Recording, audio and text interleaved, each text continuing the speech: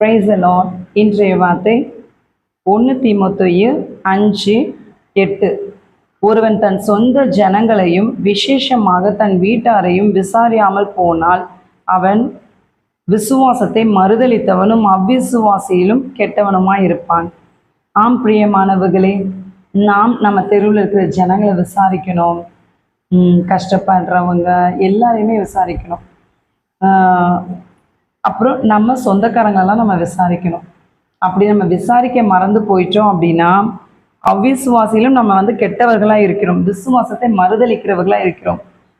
So நம்ம தூரத்தில் இருக்கிற ரிலேஷன்ஸ் எல்லாருக்குமே நீங்கள் வாரத்தில் ஒரு நாள் ஃபோன் பண்ணி அவங்கள விசாரிங்க. எப்படி இருக்கீங்க, நல்லா இருக்கீங்களா, என்ன எப்படி போயிட்டுருக்கு லைஃப் அப்படின்லாம் நீங்கள் விசாரிங்க.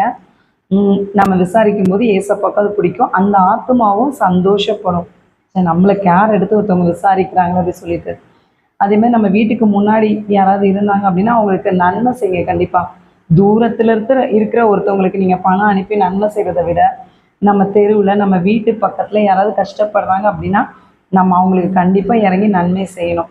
தொற்கால் நன்மை செஞ்சாங்க, அதனால் அவங்க இறந்த போது எல்லாரும் அழ ஆரம்பிச்சிட்டாங்க.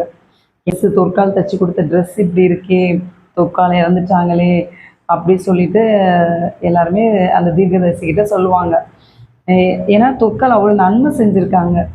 மேபி அவங்க வீட்டில் சமைச்ச சாப்பாடு எல்லாருக்கும் கொடுத்துருப்பாங்க, தையல் தைச்சி ஃப்ரீயாக எல்லாருக்கும் ட்ரெஸ்லாம் கொடுத்துருக்காங்க. ஸோ நம்மளை சுற்றி இருக்கிற எல்லா இடத்துலையும் நன்மை செய்கிறவங்களாம் இருப்போம். யாராவது கஷ்டத்தில் இருக்கிறேன் அப்படின்னு சொன்னாங்கன்னா உங்களால் பணம் கொடுக்க முடிஞ்சால் கொடுங்க, இல்லைன்னா அவங்க கையை பிடிச்சி ஏசப்பா கண்டிப்பாக ஆசீர்வதிப்பாங்க உங்களை. வாங்க நம்ம 2 பேரும் சேர்ந்து ஜெபம் பண்ணலான்னு சொல்லிட்டு ஜெபமாவது பண்ணுங்க. சரியா? உங்களால் முடிஞ்சது ஏதாவது ஒன்று அந்த திக்கற்ற நிலைமையில் நிற்கிற ஆத்மாவுக்கு நீங்கள் ஏதாவது செய்யுங்க. கர்த்தர் உங்களை ஆசீர்வதிப்பாராக.